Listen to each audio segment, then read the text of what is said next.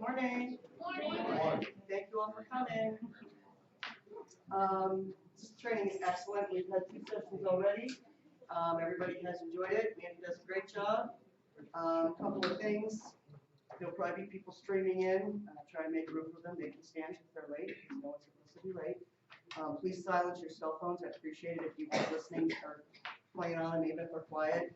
Please give her attention. It's a very, very good information. And the only other thing I just want to say is y'all should bring pens when you go to the service. So if you give them back to me, because Dolores counted them.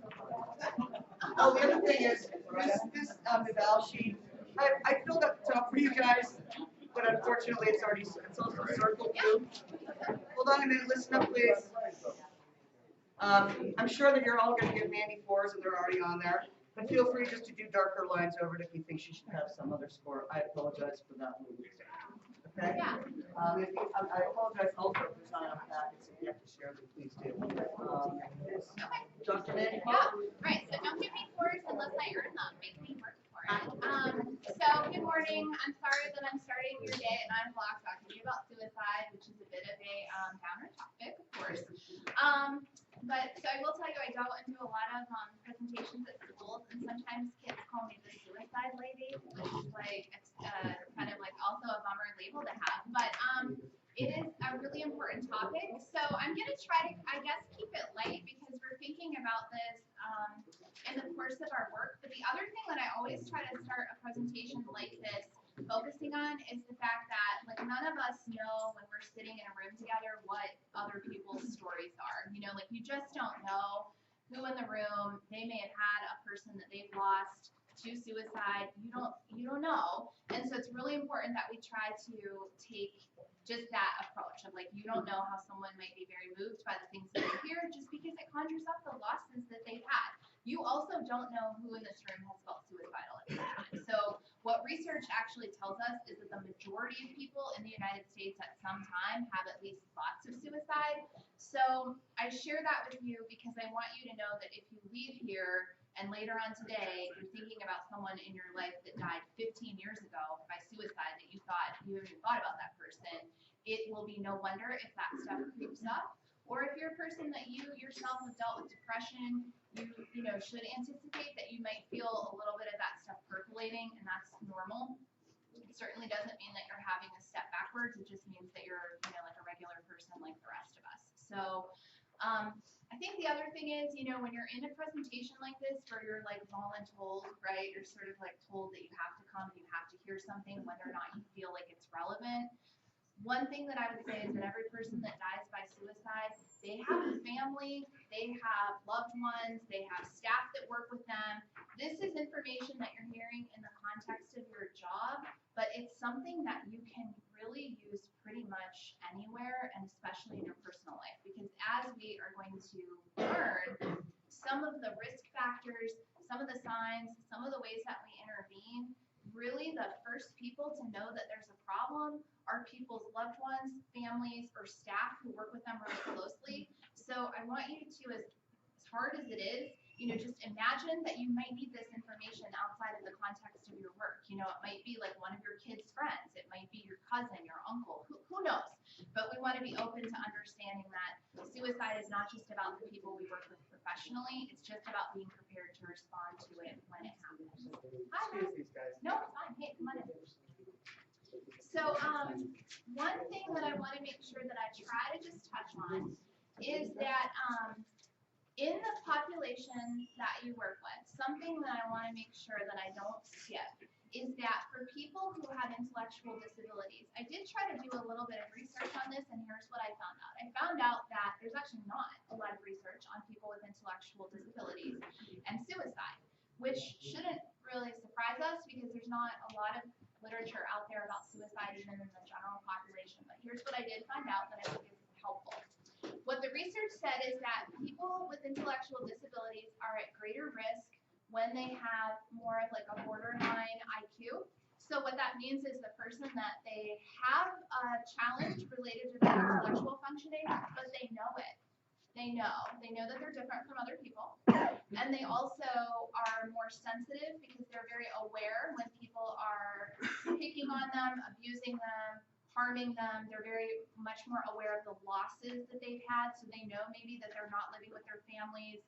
They know that people have bailed on them. Does this make sense? You're kind of thinking of people that you're working with. So that's the group that most is at risk in the category of people that you work with.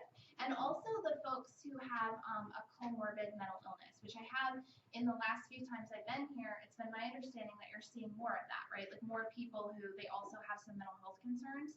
So basically what the reading said is that it's when people with intellectual disabilities have a lot of the other risk factors that we'll talk about, but they also have that awareness so that they have a more intense grief and loss experience. And we're going to find that that's sort of part of the story of people that are suicidal is often that they're feeling a lot of intense loss. And thank you all of you that are just jamming in here. I hope you're comfortable. I'm sorry that we're so packed. So hang in there. It'll be over soon.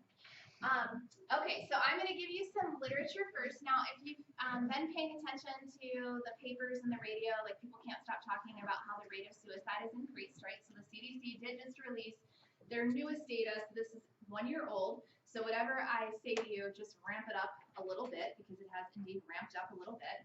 So the first number to start with is just the number of people that die by suicide. And so what is really fascinating about this to me, because I'm, you know, like a geek, I study this stuff, so I find it interesting. As sad and horrible as it is, it's also very interesting to me. You don't hear anything really in the public about suicide unless the numbers go up and then there's like a big splash in social media and then it goes away. But what we actually know is that that number right there is more than twice the number of people who die every year by homicide. So I want you to just contrast that in your minds a little bit, because we're so good at talking about violence against one another in our culture, but we're really not very good about talking about self-inflicted injury. So I just put together a report that I had to do, something I had to send to the state. What I found out is that last year, more than 12% of the hospitalizations in Erie County were for self-inflicted injuries. Right? I know. So, and, you know, I think violence is a very serious issue, so obviously we need to get on board with kind of thinking about that and doing what we need to do for our community. But at the same time, the murder rate in the United States is really pretty similar to where it was in like right around 1960, but the rate of suicide has continued to climb, and we've not really had the same public health approach to it. So you are starting to see changes. I don't know how many of you are aware of this, but teachers are mandated to have a certain amount of suicide prevention training. The police get a lot more training than they once did. So it's kind of starting to roll out. I think the latest approach is trying to kind of help people understand that just like if you were out in the park on a hot sunny day and someone started clutching their chest and dropped to the ground, what would you think was happening? Heat stroke, what else? Heart attack, right? And so if you're with somebody that does this and like falls to the ground, are you going to wait till a cardiologist gets there to do anything? Because the cardiologist, by the way, is not coming. So they're in the hospital, right? So what are you going to do? What would people do? CPR, right? So like that's the concept, is that it's not about trying to turn the everyday person into a mental health counselor, because we obviously understand that not everybody's interested in doing that. Not everybody wants to do that. It's just trying to take this approach that just like we care about first aid with physical illness, we care about first aid with behavioral health stuff, and that we just want to at least identify when people have a need and then get them to someone else who maybe wants to help them at a greater depth, or like that's their specialty area, that's what they can do. So we just want people to be sort of armed with the basic information they need to be first responders. So if you kind of think, the iceberg concept, right? There are 5 to 25% more suicides than what are reported. So you guys help me with this. What might happen that is a suicide that's unreported? What's a death that might be a suicide that would not be reported as a suicide? Drug overdose. Yep, absolutely. So what the literature, by the way, tells us is that substance use disorder is highly connected to suicide. It's a big, big risk factor, because when people are drinking or using drugs, if you know anybody that's dealt with addiction, it's terrible. It's a cycle of kind of like hating yourself and using, and sort of often being depressed or being anxious, which also goes along with being suicidal. So when someone dies of an overdose, there's always this question of, was it really accidental or not? And unless there are very clear signs that it was a suicide, it's probably not going to get ruled that way by a coroner. What's another example?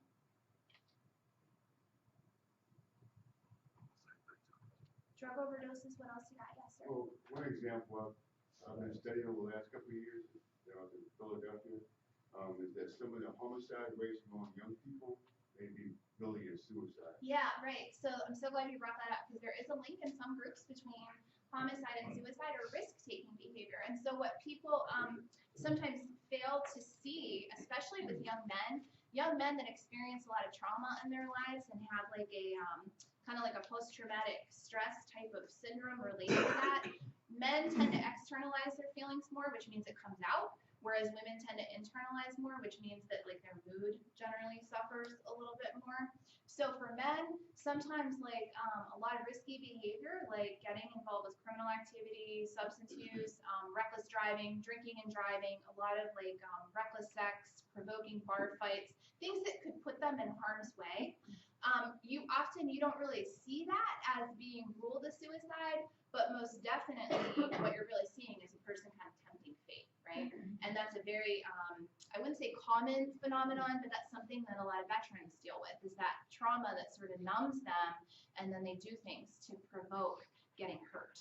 So the question is, of course, well, what's that mean? Is that suicide? Some people would say yes, some people would say no, but that behavior is certainly going to be captured in these numbers. So other examples would be things like car accidents. There are many car accidents where the person has intentionally wrecked their car, but it's not necessarily able to be ruled a suicide. So you see basically, right, that I'm just making a case for you that these numbers are actually bigger than what they might appear. Then there are people who engage in suicidal behaviors, but they don't complete suicide. So they don't die by suicide, but they've definitely had a suicidal gesture. So that might be people showing up in the emergency room because they've had an overdose or they've cut themselves. We have people that survive shootings sometimes that are intentional. So it really just depends kind of on what the behavior is, even whether or not they show up in the emergency room, because the numbers that we have are based in people that go to the hospital, but certainly there are those people that they might have an overdose and they wake up the next day, they don't go to the emergency room. So the numbers really don't capture the amount of people that are really kind of dealing with these issues. And then, you know, you have to kind of think, arguing from that public health perspective, that it's not just about the person who's died, it's not just about the person who needs medical treatment, it's about all the other people who may be affected by that suicide or by that suicide attempt. So the example that I would give, right, is like you all are sitting here.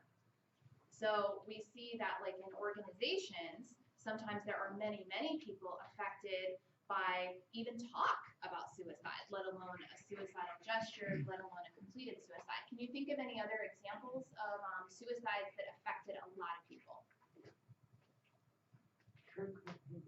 Kurt Cobain, right? Yeah, anniversary of that just came, and there was like tons of media coverage, documentaries being released. Yeah. Who else? Robin Williams. Robin Williams is someone that I hear about often. So the other one that I always like to bring up is Junior Seau, right, the athlete. So he was in the NFL. When I was getting my initial training in applied suicide intervention skills training, he died by suicide.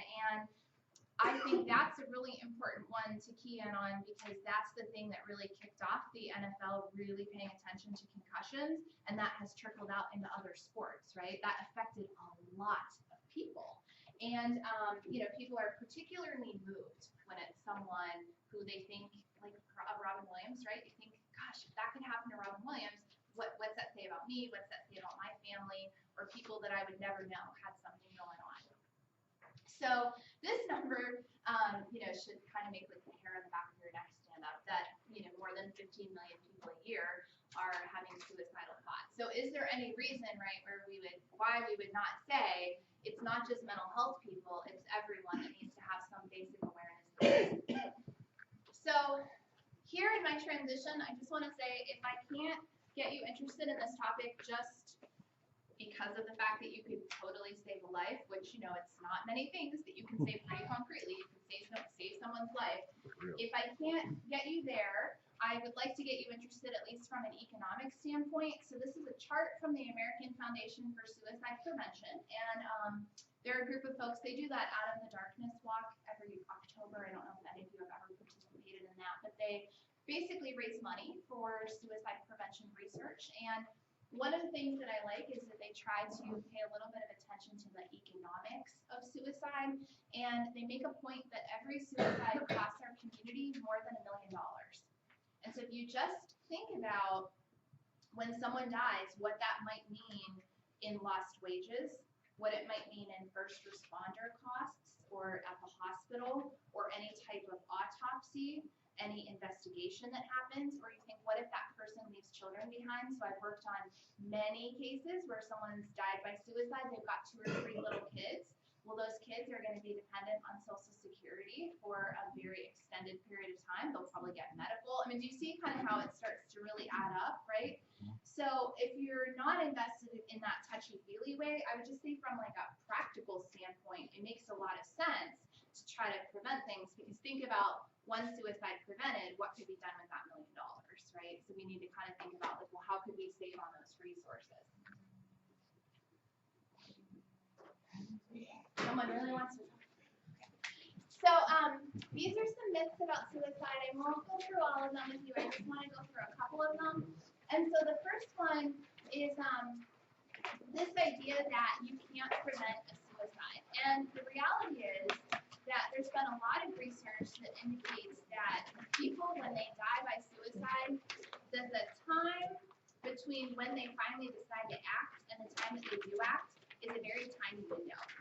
So they may have been thinking about it for an extended period of time, but the good news is that we can actually make a difference if we put strategies in place to do so. So some of the things that are out there, for instance, are trigger locks. And so I don't know if any of you are familiar with the VA and some of the things that they're doing, but even the VA has gone to a trigger lock system, and it's the suicide prevention coordinators that do a lot of passing out of trigger locks. And it's not meant to be like the end-all be-all. It's meant to just slow the person down. It's that idea that if they just have to take one more step, maybe just in unlocking that trigger lock, they will think a little bit differently. Bridge barriers are one that is happening nationwide. So the Golden Gate Bridge is finally getting a bridge barrier. I don't know if people know about that, but the Golden Gate Bridge is like a place for destination suicides. So people will travel there just to jump off of the bridge, and so a barrier is actually being put under the bridge to try to do something more effectively. There are like medication returns. There are movements now to try to limit people's access to medication. So the thing is, we know there's stuff that works. And I think I will say, even as a person that like works in behavioral health and has specialized in helping people that are suicidal and helping people that have had trauma in their lives my whole career, I can remember being told by other healthcare professionals, if someone's decided they're gonna die, they're going to. There's nothing you can do about it. Anybody in here ever been told that? Oh boy. Just Whoever's me. watching that video just spoke up. Just one. Okay. So have you heard that myth though that you can't help people? Because I think that you gotta Okay, start then mess it there, up. that like if you really believe that you can't help people, it's okay Now I that you gotta hold believe it, but it's not true. So it's like a lot of things we believe, it's like up there with Santa Claus. It's not based in reality. I'm not trying to challenge your belief system, but maybe I am, right? That it's just not grounded in what the data actually tells us. The other big myth that I want to make sure that we touch on is this idea that if you ask a person that if they're suicidal, that somehow you're gonna like make them suicidal. That people get suicidal because you've asked. Who's heard that? Well, don't ask, because then you're gonna plant the seed. It seems like that's what people always say. Seed planting, have you heard this? Plant the seed.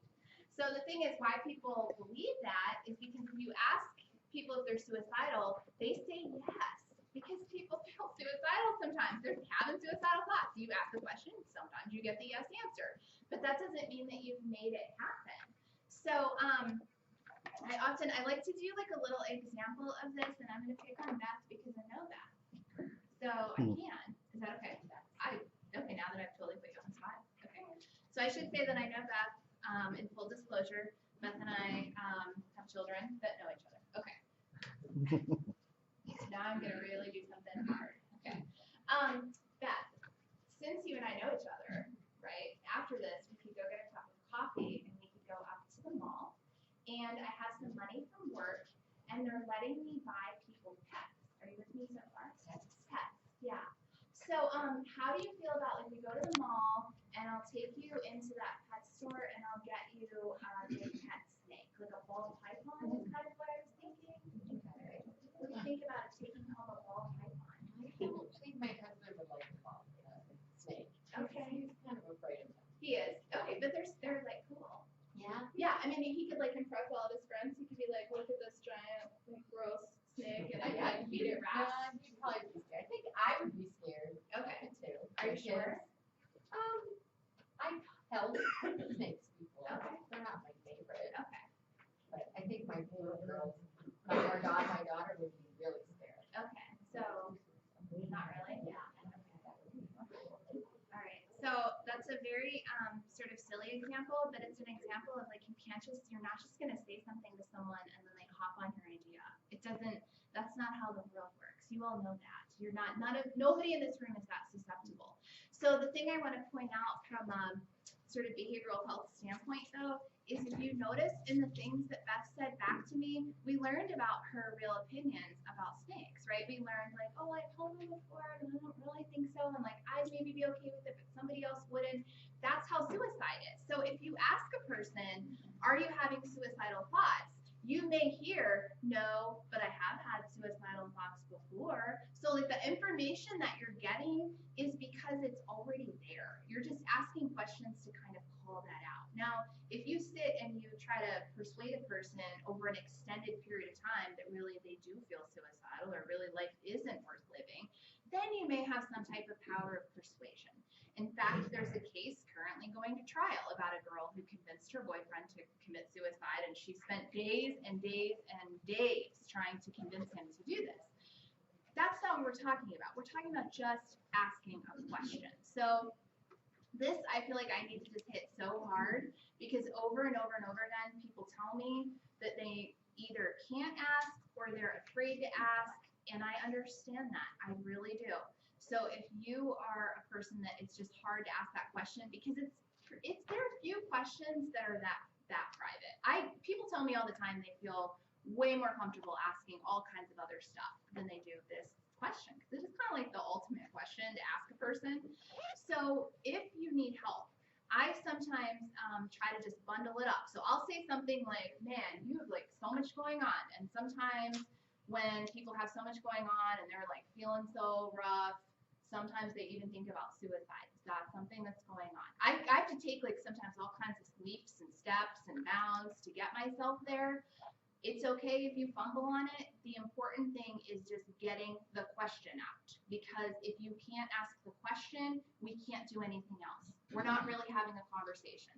I'm going to teach you a bunch of stuff now about risk factors and warning signs and all kinds of other stuff, but that doesn't really help us if you can like sort of see everything, but you can't get yourself to that next step.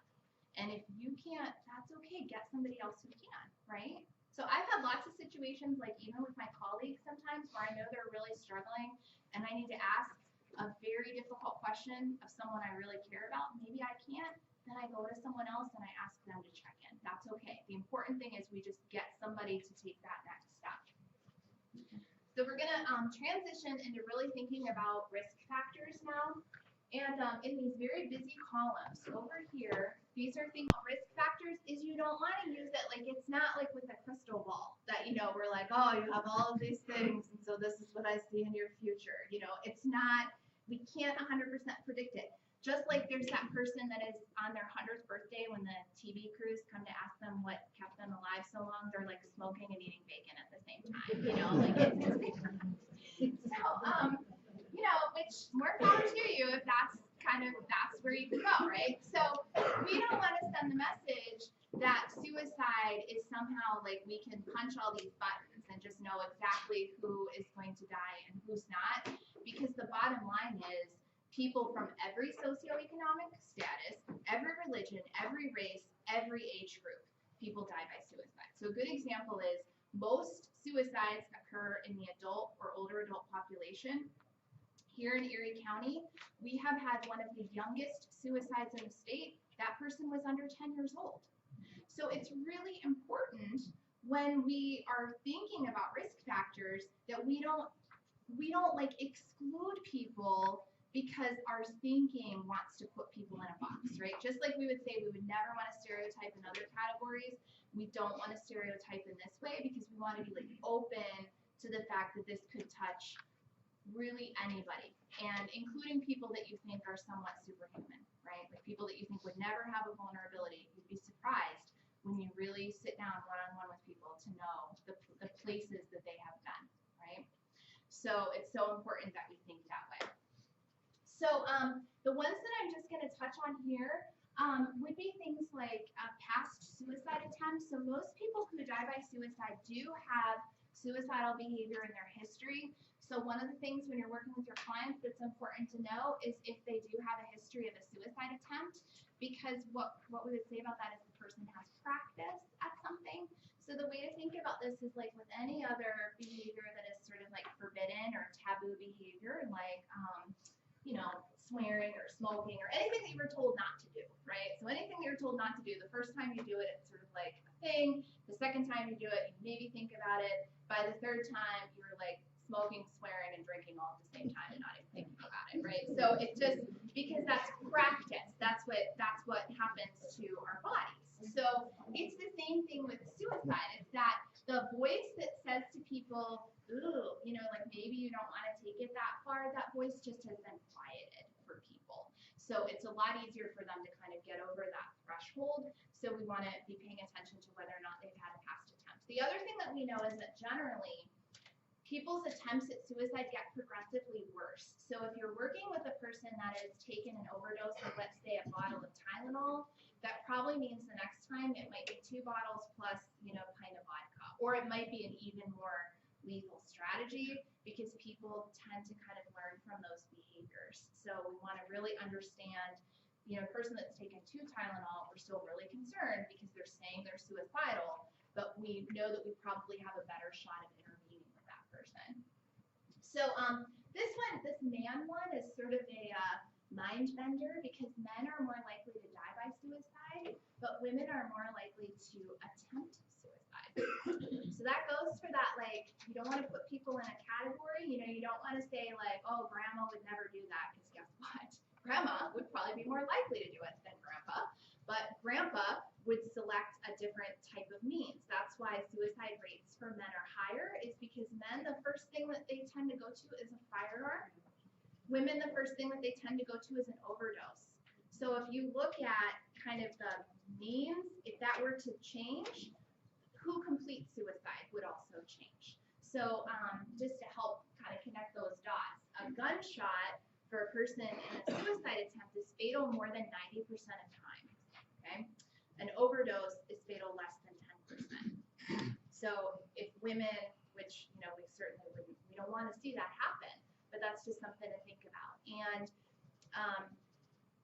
access to means, so like thinking about guns, I think that's really hard for people, you know, especially like in our area where there's a lot of hunting, there's a lot of access to weapons.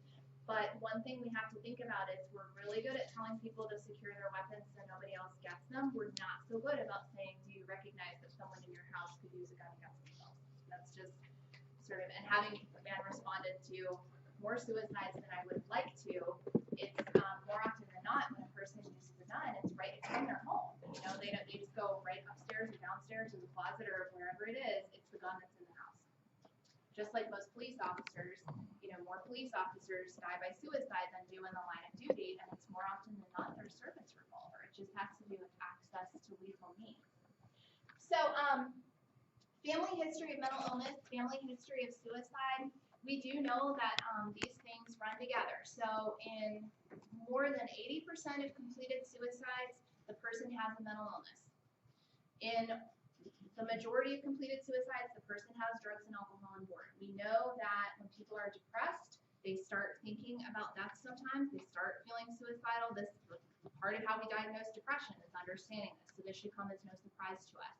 Substance use, we already kind of talked about how that just sort of like feeds that cycle. When it comes to that family relationship, what we don't understand is that that has something to do with maybe how the person was raised, like what the environment looked like, or if it's the genetic relationship that, you know, depression runs in families from a genetic standpoint too. We don't understand. Even though this link is here, I think I would just share with you how important it is to understand the person's individual perspective, okay? So you might talk to a person that says, my dad died by suicide, person's going to dad's grave every day, can't stop thinking about dad, and is saying, I just want to be with my dad. Whatever it takes, I just want to be with my dad. I cannot go on. You have another person whose dad has died by suicide who says, I saw what that did to my mom and my siblings. No matter how bad it gets, I'm never going there, right? Do you see how it's like totally different relationship to the experience? And it's easy for me to jump on that because I've worked with lots of kids whose parents have died by suicide. And what I have seen is people saying to kids things like, oh, your dad was weak, your dad didn't love you, your dad's a loser, like you're gonna end up like your dad. A lot of messages that kind of send the wrong message, right? I think the message that we want to send is like, well, you've survived this so far, so we need to figure out how you're gonna keep surviving it. Because the thing is, more people survive bad stuff than not. People are amazingly resilient. So no matter how many of these things you can check off, you know, like, oh, the person's a veteran, the person's dad died by suicide, the person's had addiction, the person's been divorced, you know, you're checking off all these bad things that have happened. Remember that if that person is still alive and breathing in front of you, that person has something in them, right, that is like kept them going. So the question is, how do we tap into that too, right? We don't ever want to forget that that stuff is there with the people that we work with, and certainly the people that you care about, that you love, who might come with you, come to you in some type of crisis that really need you to recognize that. You know, they need you to recognize that there's some fight there too, right? And that's what you'd want. You'd want a person to recognize that you've done a lot to keep going and help you figure out how to keep going yourself. So it's a lot of negative stuff, but it's certainly not things we can't overcome. So these ones, history of incarceration, discharge from the hospital, these are pretty important. there are big studies now that are looking at the number of people who have been incarcerated who become suicidal, and we think that this actually has a lot to do with loss. You know, that when the person's incarcerated, their whole life changes, their whole outside life changes without them, and they experience a great deal of loss. And then very similarly to veterans, that when they're transitioning out, it's a very difficult time because they're sort of caught between two places, and the world is pretty hostile to people who are trying to deal with reintegrating after incarceration. So that's one that I think doesn't get enough attention in the media, but with such like mass incarceration, the problems that we have in our culture with sort of putting people in jail for pretty much anything, you know, we have to think in that way of, well, what does that mean for people from a behavioral health and economic standpoint? The other big one is just all that stuff is there, and at 11:05 you're on your own, right? So it's just a very precipitous change for people, and they're generally right back in whatever the environment was that was sort of triggering them to begin with. And then here's the other thing. If we think about like depression and treating depression, when people are put on an antidepressant medication, you all know probably that most antidepressants, they have a black box warning about like being linked to suicidal thoughts, which doesn't mean that antidepressants are not helpful. Antidepressants are very helpful for a lot of people. There's a lot of evidence to support the use of antidepressants. For some people though, what happens is they take the antidepressant, and the very first thing that the medicine touches is their energy level. So any of you that have ever in this room, you've been on like Paxil or Prozac, you know the first thing it does is it kind of like makes your body feel a little bit better. It doesn't help your mood. So for a lot of people, they start the medications, and what happens is they feel agitated, but their mood is still terrible. And so they're more likely to act on their suicidal thoughts at that time. So that's a really important time to be like watching people and trying to be supportive, you know, not watching them like freaking them out watching them, but trying to help them make that transition, right? They don't need that type of pressure.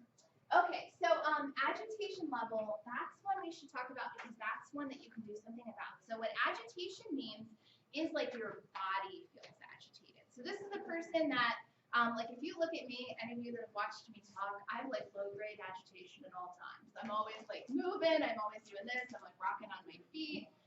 So when a person's talking to you and like their body doesn't stop, that is a sign to you, especially if they're saying things like, I can't sleep, my thoughts are racing.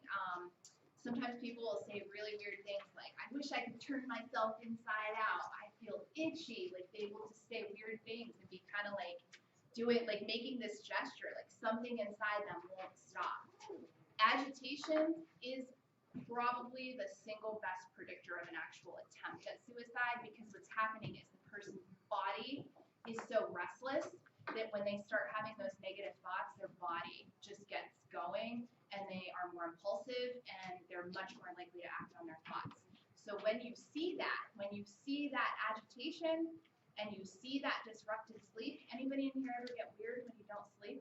Did you get weird? Yeah. Okay, bless you. So do you know that a normal, regular person, bless you, wow. Do you know that if we sleep deprive you long enough, you will become psychotic? You know that, right? Yeah. So, and most of you on your way there at some stage will either get weepiness or rip your face offness, right? Like you're real irritable, you're crying, and then your thoughts get all weird. So, you know, remember that if you're dealing with depression, if you're dealing with substance abuse, those are two things that one of the primary things they do is mess with your sleep. So you have people that like they're totally sleep deprived, their mood is off, their thoughts have been distorted by their lack of sleep. Add in all the other stuff that they may be dealing with. Add in maybe they're dealing with an intellectual disability, and then just turn their body up a little bit. And is it any wonder, you know, that we see people acting on some of the thoughts that they're having? So that sleep and agitation stuff, when you're seeing that, and again, like those of you that work with clients, you will be the people to see this first. When you see it and you see that negativity and you're hearing those negative thoughts, it's important to let someone know. Okay, so I'm going to buzz through my tips. So tip number one is looking for any behavior. So there are behaviors that you have probably heard many times over since like, you know, middle school and junior high that are associated with being suicidal. Thinking about death, writing poems about death, giving things away, writing your will, saying things like, who would go to my funeral if I were gone?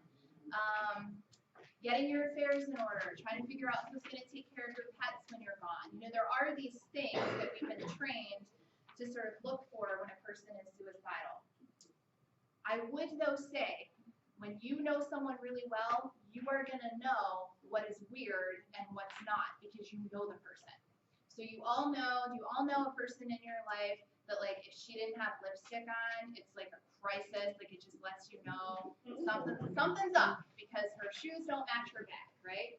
And then there's your friend that if her shoes do match her bag, like with me, people are always impressed that both my shoes match, that I'm not, or that I made it, you know? So, you know that stuff.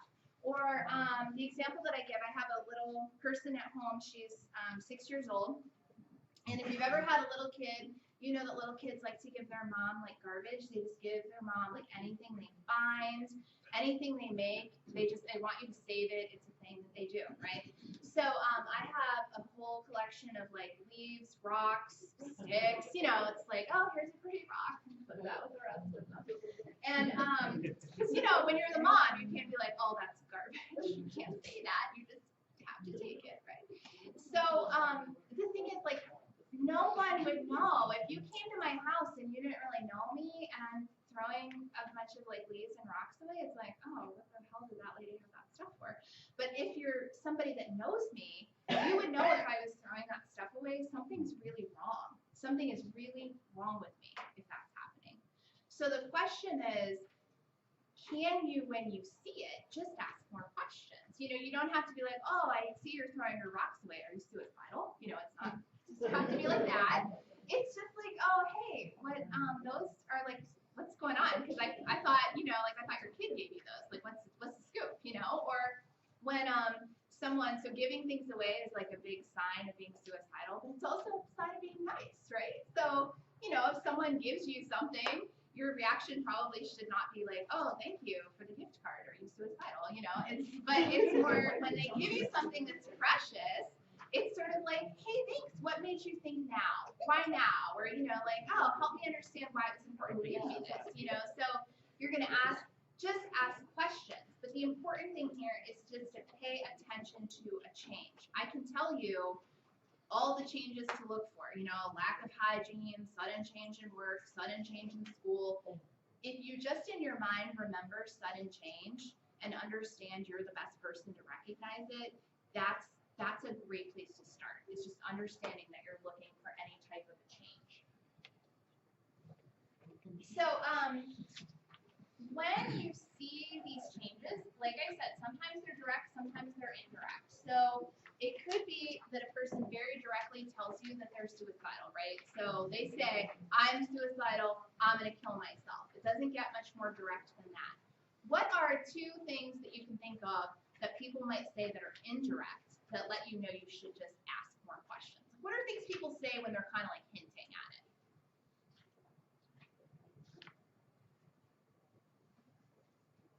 Don't all talk at once. It's hot in here. We want to get out of here. I'm so tired of the life I'm living, right? And so then you just say like, oh, all right, yeah. Like, what do you mean? What's that mean you're tired? And then one person might say, I'm just so tired, like, I wish God would take me. Which is very sad. That person feels very sad. But that's really different than the person that says, I don't know, I'm thinking I'm going to check out. I'm done. I can't go on, right? Totally different types of things. We got to ask more questions to really find out. That was a really good one. Thank you. Can I get another one? Just one. No reason for me to be here, right? And then you ask more, and the person says, well, I don't believe that it's my life to take. I hear that a lot, like, it's not my life, like, only God can take me kind of thing, because that's the person's spiritual beliefs. But if you don't ask the question, how are you going to know? What if they show no signs? Yeah, so it's a really good question. The vast majority of people do. So the vast majority of people show some indication that something's not right, but it would be disingenuous for me to tell you that that always happens, because it does not. Because there are people who are very strategic, and just to be perfectly frank, they are people that they tend to have higher completion rates because they've really, really sort of decided, they've planned it, and they may take a lot of steps to like protect their families. It happens, but it's rare. But I think it's really important. I hope everyone's kind of tracking on this. It's so important that we acknowledge that it does happen, because for the family that that happens to, you know, we always want to understand that there are signs, but we never want to be standing somewhere saying, well, how come you didn't see this coming? Because for people that survive the loss of someone to suicide, there's pretty much no worse thing to go through, that we wanted to sort of acknowledge that even when a person does show signs, sometimes you don't know till you look back and you're connecting all those dots, right? No, I'm sitting here now and I'm like, hey, my friend killed himself. He showed absolutely no signs. My neighbor. Yeah, I mean, what is that? yeah. I'm Yeah. sorry that that happened. Yeah, so I think about it like sitting there like, he showed no. Yeah. He was smart. Talk with these straight out. Well, and then I think the other thing is sometimes like, it could be one person. That's why we try to also say like, if you know somebody and you see something, you gotta ask, because you might be the only person that notices. Or Because we sometimes they all don't know show it different with the fear of aspects. you trying to stop it. Yeah, right. People might take some steps sometimes to hide it. Absolutely. And people might take steps to hide it. Sometimes we think, you know, they hide it because they don't want to be stopped. But other times I think, are we open to the idea that maybe people are taking steps to hide it because they're also embarrassed, depending on the situation. Like people are embarrassed about being depressed, and they shouldn't be. But that is still a big stigma, is that people are afraid to let someone know that they're in trouble. And they're afraid about what's going to happen, right? Like, it's scary to think, like, will somebody call someone? Like, what's going to happen to me if I acknowledge that this is going on? So we have to understand people are feeling really vulnerable. So when we do get involved, you know, we want to make sure that we're sensitive to that. So when we're asking about suicide, it's important that you use the word suicide or you use the word kill yourself. So who in here knows somebody that self-injures, either at home or at work? In your personal life or at work, do you know somebody that maybe cuts themselves, pulls their hair, burns? Okay, probably everybody, right? Because it's not an isolated phenomenon. So this is just one example of why this is important. If you are talking to someone who cuts to feel better, okay, this person cuts to release stress, and they're feeling some kind of way, and you say to them, are you thinking about hurting yourself? Well, if you're talking to someone who cuts, what question are you asking? Are you asking if they're thinking about cutting, or are you asking if they're suicidal? I don't know, right? So I think cutting too. But if the person says no, you might walk away thinking you asked a question that you really didn't ask. Like you talked to each other, but you did not have the same conversation, right? So this is like one area that we want to make sure we're having the same conversation. The conversation really needs to be, are you thinking about killing yourself? Not, are you thinking about hurting yourself? If you have to start there, because some people have to start there, that's okay if that's your ski jump. But then you want to work yourself up into actually asking that question, are you thinking about killing yourself? It's got to be clear that you know the answer to that question. Yes. With some of ours, I think it's a attention getter. How do you know if it's just that they're trying to get your attention or if they're really serious about it? Yeah, well, you don't, right? So, if you know anything about like borderline personality disorder, there is a sizable number of people that die by suicide who have borderline. It's like 10% or something. It's a pretty significant number. But those people are often, it's often said that they're just trying to get attention. So I think the challenge that we have is that when we dismiss something as just being about attention, we really run the risk that the person will do something even more dramatic to get that attention. Here's the other thing, I guess, is that this is just an editorial, okay? Everybody wants attention, everyone wants love, everyone wants positive regard. The only people that don't want love and positive regard are sociopaths. I'm not making that up, that's true. If you don't care about other people in any capacity, that's being sociopathic. Doesn't mean you have to care about everybody, but if you don't at least have like a core group of people that you care about, that's not healthy. We just don't think about that as attention seeking because it's not annoying. It's not annoying when people just want to like be in a relationship and have kids and have people that care about them. We tend to get on that attention thing when it's more like it's causing like a stress for us. You know, we're like stressed out because we have to keep responding to it over and over and over again. I get this because, you know, running a crisis program when we might have like frequent people that we would see, it takes its toll on the staff. So one thing is like making sure that the staff are all communicating about how to respond to that in a uniform way while still responding, and working to put a plan, like a behavior plan in place if you need one. The other thing that I think we need to realize is like your first basic human instinct is to breathe and blink, right? You don't have to think about that at all. Your body's just making you do it. So if something is happening that your mental health is challenging your basic human instinct, something's wrong. Something's wrong, because that's not how we are wired to be. We are not wired to go against our self-preservation instinct. Most of us would agree, right? That's the first thing we have, is the self-preservation to stay alive. So when we're not doing okay and we're doing things that kind of challenge that instinct, we're really not doing okay, right? So that doesn't really answer your question, because I think it is frustrating when we feel like it might be for attention. But I think we have to try to figure out how to meet that person's needs without dismissing it, because then we run the risk of being on the other side of it, where we're saying, man, I wish I'd done something differently. So one of the very first kids, I'll just give you this example. One of the very first kids I ever worked with as an outpatient therapist was a kid who went to the hospital over and over and over again because she wanted to be admitted to the hospital. And what they kept saying to her was, you're not sick enough. They kept asking that question, are you suicidal or homicidal? And so finally, after like the fourth time of going to the hospital and not getting admitted, she realized that no one was going to take her seriously until she did something to hurt herself, because they taught her that. That was what she learned. She's a smart kid. So she learned, if I want somebody to pay attention to me, I have to make it more serious, because no one will take me at this level. And what was really happening is that there was someone hurting kids in her immediate environment, and she was just trying to get out of the environment, but nobody had asked that question. No one had really tried to find out what is actually going on here. So it was this message of, well, we can't help you unless you're suicidal. So she got suicidal, and it worked, and it was super effective, because then, you know, she got the help that she needed. But the question, we always have to step back and say, like, well, what's the message that we're saying if we're not saying we can start down here? You know, we don't want to be inadvertently saying it has to wait till it's up here. So I think those types of situations, that's why having many people kind of look at it and thinking like, well, how do we respond to this in the most effective way is the smartest and also safest thing to do. Erin, she seems busy. Okay. So, it is important when the person finally starts to have this conversation with you that you actually connect to them. It is hard to tell somebody that you need help. It's hard to get help for anything, let alone to acknowledge to a person that you feel depressed, because that stigma is still there. People feel like they're a failure. They feel judged. So how do you let a person know that you're connected to them? We're almost done. Stay with me. How do you let a person know you're connected? Eye contact. What else?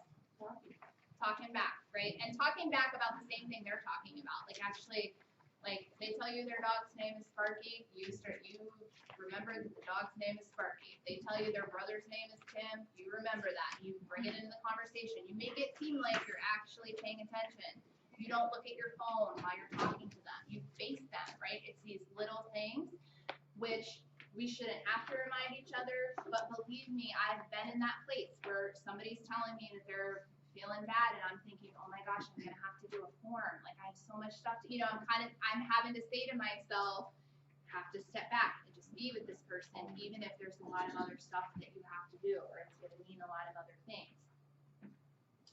So when you're listening to a person who's suicidal, it's also important that you listen to not just their words, but to the meaning. So we're listening for anything that sounds like hopeless, helpless, worthless, guilty. There's no end in sight. We're listening for people to let us know if they're suicidal based on how closed their communication is. People are more at risk when they see no other way out. So a person that says, I don't know how I can go on, but thank God summer's coming. That person's got way more flexible thinking than the person that says, I don't know how I can go on because nothing ever works. I have nothing to look forward to. It's just in listening to what they're saying, not just the words, what are they really trying to tell you, we can pick up on how much pain the person is in. So you're again looking for that like rigidity. So the next thing is, and I think people always want to like rush to this, is to disable the plan if there is a plan. But if you haven't really listened to the person, you're not going to get much out of this discussion. So if you say to somebody, "Are you suicidal?" and they say yes, and then you say, "Okay, what's your plan?" You're going to get good information, but it's probably not going to be as good unless you like stop and ask the person why they're suicidal. Because if they tell you why, odds are they're going to start talking to you about what's important to them. So if you say, "What's going on?" and the person says, "My wife just left me and she took the kids and I'm scared I'm not going to see my kids anymore and I don't think I can go on." Well, what that tells you is not just why the person's suicidal, that also tells you what the person has to live for. What's that person have to live for? His kids, right? And he told you and you didn't have to ask. You weren't like, "Oh, well, why shouldn't you kill yourself?" It just comes out. But it doesn't come out if you don't listen. If you go right to the plan, you've missed really important content. And so we tend to want to skip to this because we're like, "Oh, you're suicidal, like how can we undo that? How can we get the pills, get the gun, whatever it is." But if you don't have the person invested, you can't put a plan together that they care about too, which means that it's highly unlikely that they're really going to follow through on the plan. So you want to spend that time listening. And even though that can be scary to us because we're like stressed out, we just want to solve this problem, as long as the person's talking to you, they're safe in 99.9% of the time. They're with you, they're talking. It's okay to talk. It's okay just to let them know how it is that you can help them. In this case, when you start asking about the plan, you want to ask about the plan and then ask if there's anything else. So sometimes people will tell you like what they were primarily thinking about, but then you find out later they had like 2 or 3 other things they were thinking about too, but they didn't tell you. So you always want to ask, like, are there other things you've thought about? And then you take steps to try to figure out, okay, if the person says a gun, well, do they have access to a gun? What can you do about that? If they say an overdose, do they have access to medications? How can you secure those things? So then you take steps to try to deal with whatever it is that they've told you. So,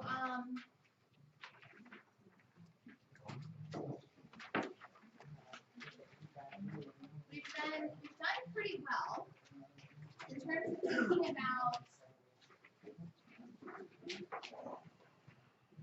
the plan. We've talked about drugs and alcohol. I realize that we're getting kind of close to time, so I just want to make sure we talk a little bit about your different resources. So I tried to start by framing our discussion with who might be most at risk in the population that you work with, kind of what to be keyed in on. And we have talked in our other groups about how crisis services, if you have a person that you're working with that you really want to have like some focused discussions about, that we would be glad to kind of let you know what resources are available for a particular person.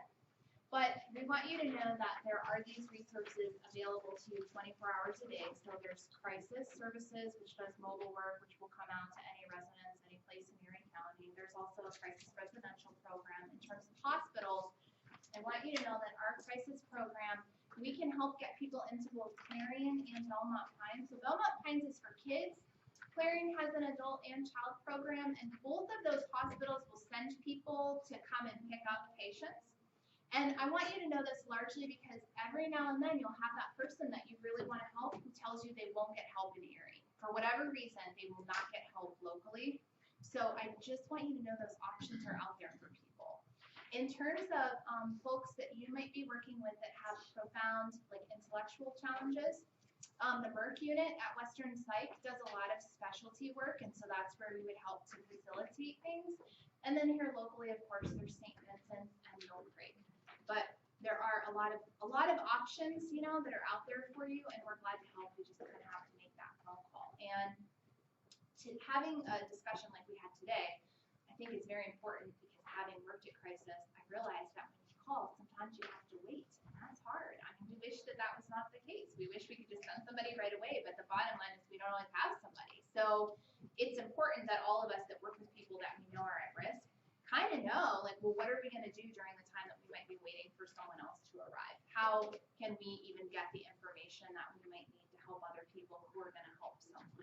So, that being said, does anyone have any additional questions? Did I cover everything? I'm trying not to keep you late because it's hot and everyone probably just wants to fun stuff here. I just wanna say like, look, he's on Stuffy. our minds.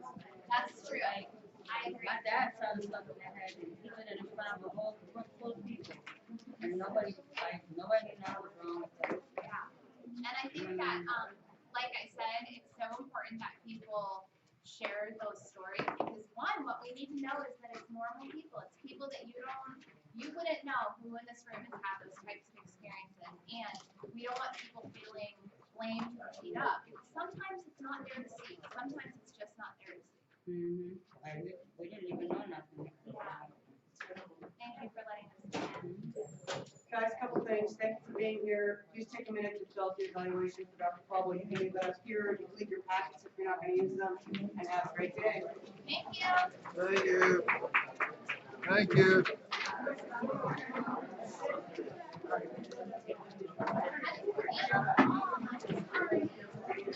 All Only right. did one crash, I think that.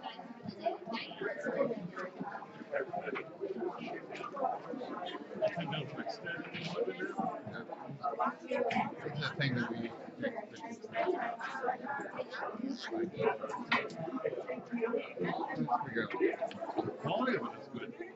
Yeah, we'll see. No really general tire, I think we'd be able to see the journey. After a while, it might give you a positive to do it. Give me a ring. Okay. Just gonna keep it. No problem.